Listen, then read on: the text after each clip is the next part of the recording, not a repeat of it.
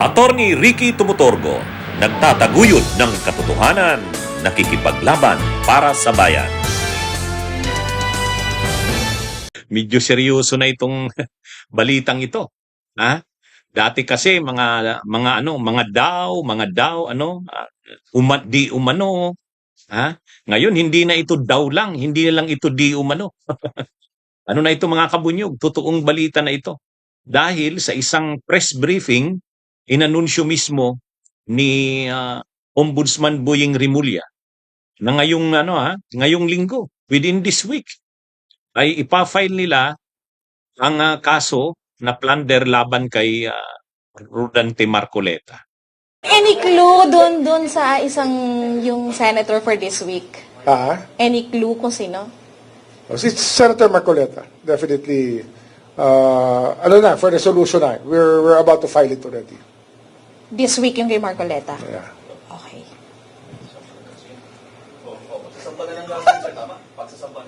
Magsasampayan ng kaso na, sa sandigan na yan. Plunder. Kasama po dito yung mga correspondents niya, sila defensor, yung mga na-implicate po natin. Kasama sila. I don't know kung same forum yun, no? Same forum. Sa plunder kasi, yung public official na sangkot, kakasuhan ng plunder. Pati yung private person. Pati yung private person na sangkot o kasabwat ng nasabing public official. So, pasok si Mike Defensor noon. Tapos inanunsyo na nakita ko, napanood ko yung buong press briefing, kinumpirma pala, binanggit pala ni Ombudsman Boying, pati si Mike Defensor kakasuhan.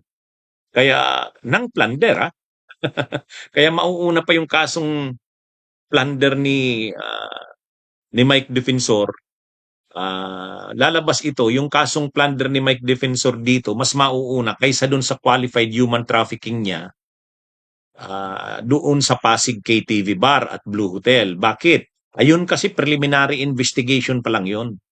Nagsampa ng reklamo na qualified human trafficking ang NBI sa DOJ. Dito hindi, korte na ito mga kabunyog.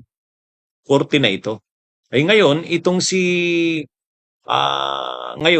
Harry Roque at ang mga DDS syempre nag-aano na naman ngayon, nang uudyok na sa Iglesia ni Cristo. Nang uudyok na mga kabunyog sa Iglesia ni Cristo sa INC. May post si Harry Roque. Sabi ni Harry Roque, INC, tatanggapin niyo ba ang tanim kaso laban kay Senador Marcoleta? Kunwari, question mark, Kunwari, question mark. Pero, yung question mark niya, may halong panunulsol. Ang uudyok, quote yan kay Harry Roque, bahagi ng live niya. Actually, may nakita akong live niya, hindi ko lang pinanood. Pero ang title niya, kakasuhan si Senador Rodante Marcoleta, martialo na. Martialo na daw. Mga kabunyog. Sabi ni Harry Roque. Doon niya yata binanggit itong statement niya na ito na INC, tatanggapin niyo ba? Tatanggapin niyo ba ang Yan yung kunwari patanong ni Harry Roque. Tatanggapin niyo ba ang tanim kaso laban kay Senador Marcoleta? Ang hindi ko maintindihan, bakit ginagamit nila lagi yung term na tanim kaso? Pag sinabi mo kasing tanim ang kaso, gawa-gawa yung kaso. Ang term ni Marcoleta niyan, inimbento. Hindi ko talaga, kayo rin, mga kabunyog, mga kababayan, alam ko hindi nyo rin maintindihan bakit nila sinasabing tanim kaso. Bakit nila sinasabing inimbento? Mas ang tama pa ditong sabihin, alam nyo mga kabunyog, sa aming mga lawyers, alam ang ibig sabihin nito. Hindi pa mas more on question of fact, mas more on question of law. Itong issue na ito ni Marcoleta. Anong ibig sabihin ng question of law, question of fact? Ang question of fact, ang kasi dito, unang-una, ang issue kasi dito, paano naging plunder yung kaso ni Marcoleta? Pinaliwanag ko na ito maraming beses. Ang sabi ko, ang pagkakaalam kasi ng marami, At yun din yung binabanggit kasi ni Marcoleta. Ang plunder, sabi ni Marcoleta, ang depensa ni Marcoleta, paano naman ako nakakumit ng plunder? Wala naman akong na corrupt, na kurakot o nadambong na pera ng bayan, public funds. Ni-raid ko ba ang public treasury? Na ang kanilang ibinibintang sa akin ay yung pagkakaloob ng mga kaibigan ko ng pansarili nilang pagtulong sa akin. Opo. Pribadong pera nila na itinulong sa akin para makapangampanya ako. Paano mo ngayong ikakapit yun sa tinatawag na plunder? Yun. Diyan Oo. yung plunder kasi may kinalaman doon sa pagnanakaw mo ng salaping bayan.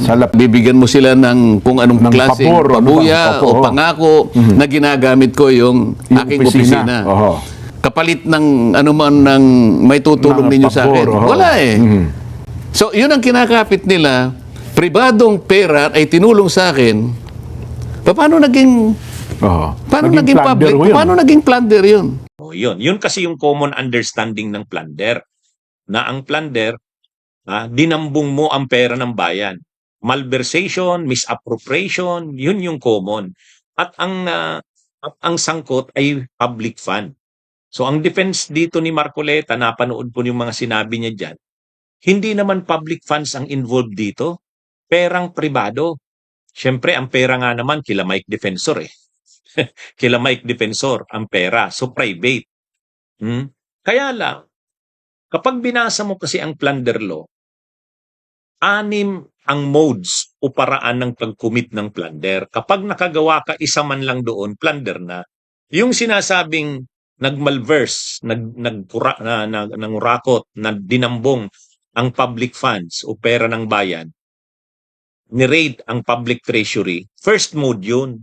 Ang second mode, yung receiving directly or indirectly any gift, kickback, commission, share from any person or entity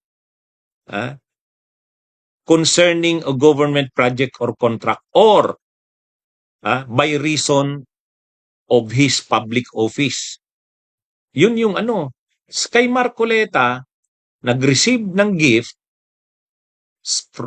from any person, sila Mike Defensor yun, by reason of his public office. Ano ang public office niya? Nung time na tinanggap niya yung gift, yun? Congressman pa siya nun. Ng party list, ng sagip. Natanggap niya yun January 2025. Hindi pa siya resigned nun na congressman. Kaya yun eh. Yun yung ang tawag namin sa mga abogado, ang tawag doon, elements of the crime. Pasok siya doon eh. Ngayon ang tanong, pwede mong sabihin ito na tanim kaso. Saan galing yung ebidensya laban sa kanya? Itinanim ba ang ebidensya sa kanya? Hindi. Sa kanya mismo galing yung ebidensya sa kanya. Ang ebidensya mismo ay galing sa kanya. Sinabmit niya sa COMELEC at saka nagpa-interview siya sa media at mayroon siyang programa sa Net25 yung Saganang Mamamayan.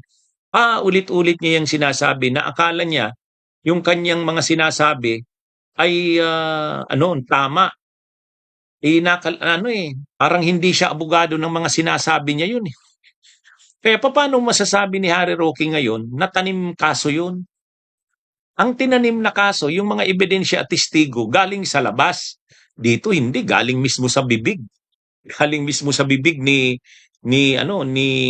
Marcoleta eh. At saka galing sa mga sinabmit niya sa Commission on Elections.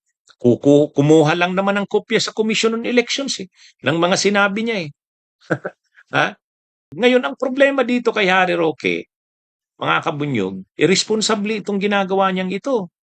Nang uudyok siya eh, nanunulsul. Ang sabi niya, INC, papayagan niyo ba? Tatanggapin ninyo ba ang tanim kaso laban kay Senador Marcoleta? Alam naman natin ang ibig niyang palabasin dito. Kasi ang Iglesia ni Cristo, ma-impluwensyang sekta ng relihiyon yan. Saka maraming miyembro yan. Tapos pag nanawagan niya ng mga rally talaga, subok naman yan. Pag nanawagan sila, 150,000, 200,000, 400,000, kaya nila yan. Ngayon, anong ibig sabihin nito ni Harry Roque ng kanyang statement na ganyan? Ano ba yan? Pang-uudyok? parang nag-uudyok. nag-i-incite ito si Harry Roque na labanan ang kaso laban kay ano. Siyempre, karapatan nila na labanan ang kaso. Pero kung ang ibig sabihin ni Harry Roque diyan ay mag-resist si Marcoleta at habang nagre-resist si Marcoleta sa arrest, possible arrest, ay ano naman, magrarally ang mga supporters niya. At ang inaasahan ng mga ni Harry Roque at ng mga DDS ay ang mga miyembro ng iglesia. Hindi maganda yung ganyang senaryo.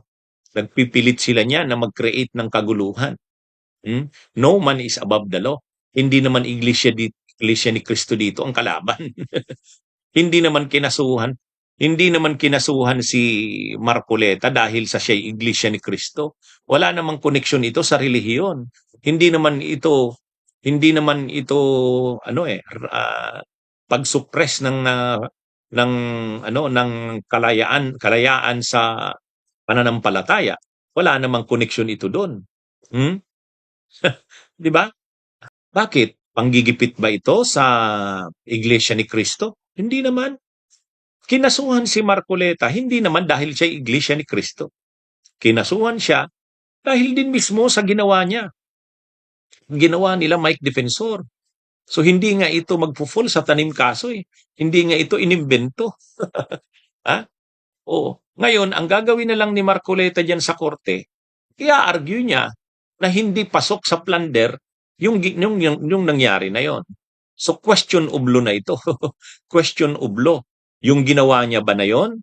Kasi yung kasing mga sinabmit niya sa COMELEC at saka yung mga sinabi niya sa programa niya sa ganang mamamayan at saka yung mga interview sa kanya, yun ay mga ebidensya na laban sa kanya. Ha? Siya galing sa kanyang bibig mismo ito eh. Galing mismo ito sa kanyang bibig. So, yung kanyang mga sinabmit sa COMELEC na mga sinumpaang salaysay niya yun eh. Kaya lang, yung kasing mga sinabmit niya sa COMELEC, iba ang dinidepensahan niya doon na kaso. Ang issue kasi doon, ang ginawa kasi ni Marcoleta, nagdidepensya siya sa COMELEC. Kasi nga, may mga paano siya nanalong senador, ang gastos niya, sabi 142 million, sabi sa sosi niya. Tapos ang sa kanyang salin ay 42 o 52 million. Kulang. Tapos ang donations niya, 0 ang nakalagay. Yun yung questionably doon eh. So ang ginawa ni Marcoleta, sabi niya, hindi, mayroon namang mga donors sa akin, hindi ko lang dineclare. Kasi sabi nila, wag ko daw silang i-declare. Ay bawal yon. Kahit nagsabi silang wag i-declare, hindi pwede yon. Bawal sa batas yon. So nagbago na naman siya ng tono. Mayroon siyang donation, sabi niya. Kaya lang natanggap niya yon, hindi pa siya kandidato. Ano pa lang siya? January 2025. Ang campaign period ay February 8. So sabi niya, sa Piñera Doctrine, in-invoke nila yung Piñera Doctrine, nagiging kandidato ang isang tao kapag nagsimula na ang kampanya. Ay ang simula ng kampanya sa Senador, February 8. So siya, natanggap niya daw yung donations January. So hindi siya kandidato. Dahil hindi pa siya kandidato, hindi siya liable doon sa election offense. Okay, lusot siya sa COMELEC. Pinalusot siya ng COMELEC.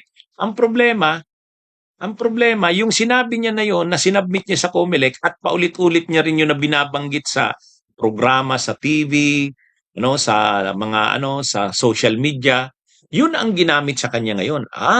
Tumanggap ka pala ng gift. At pinangalanan pa kung sino, si Mike Defensor, mayroong ganitong amount, ganitong pitsa na binigay. Yung isa, ang apelyido rin, Espiritu, ganitong amount din ang binigay, ganitong araw, may proof yun. Yung isa pa, yung Viray, may binigay din sa kanya. Total lahat nun, 75 million. Ay di pasok dun sa plunder. Kaya paano naman sinasabi ni Harry Roque na tanim kaso or inimbento? Hindi. So ngayon, ang problema dito, si Harry Roque, nakikita niya na siguro na seryoso yan. Seryoso na kasi nag-anunsyo na nag-anunsyo na si Ombudsman Buying within this week eh. Within this week.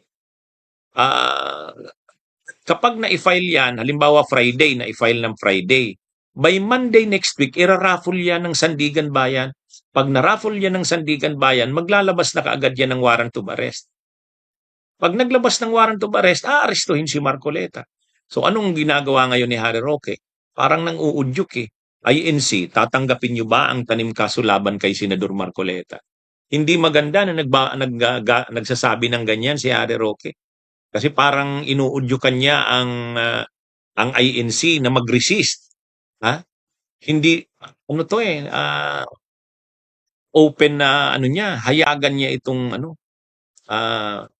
alam naman natin ang Iglesia ni Cristo, maimpluwensya yan. Na maraming miyembro yan. Pero dito, dapat na maunawaan dito, hindi naman to against sa Iglesia ni Cristo. Against lang to kay Marcoleta. Kaya lang, gusto yata, ito kasing si Harry Roque, gusto talaga nitong mag-create ng kaguluhan eh. Laging nananawagan ito, people power na daw, mag-alsa na daw ang taong bayan para mapatalsik na si PBBM, o ang gobyerno. So, gagamitin na naman nila itong issue na ito kay Marcoleta. At para magkaroon ng tao, kasi hindi sila nakakamobilize ng maraming tao eh. Ilang beses na silang nananawagan ng people power, wala namang people, gagamitin nila itong issue ni Marcoleta. At ang inaasahan nilang mag-mobilize ng tao ay ang Iglesia ni Cristo. Yan yung ano, yan yung ini-insinuate ni Harry Roque diyan. Alam na natin ang takbo ng kanyang mga sinasabi. Pero sana maunawaan din ito ng Iglesia ni Cristo na hindi naman ito patungkol sa kanila. Hindi naman sila ang under act dito. Hindi ito threat sa kanilang relihiyon or sa kanilang sect. Walang ano dito. Ito ba ay under threat ba ang Iglesia ni Cristo dito? Hindi. Hindi. Ano to eh. Kung mayroon mang ano, dapat sisihin dito si Marcoleta. Kaya kahit sa tingin ko sa ano, sa Iglesia ni Cristo mauunawaan nila ito. Bakit naman kasi ganun ang ginawa ni Rodante? 'Di ba? Dapat ganun yung dialogue ng Iglesia ni Cristo diyan.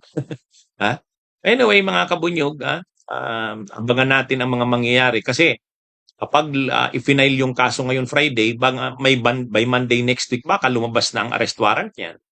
So, kaya maaga pa nag-aano na si Harry Roque. Bunyog, bunyog, halikan na kasama ka. Bunyog, kapag buklod ay may pag-asa. Luzon, Visayas, Mindanao, isa ang pananaw. Sa bagong Pilipinas ang bunyog isisigaw. Bunyog.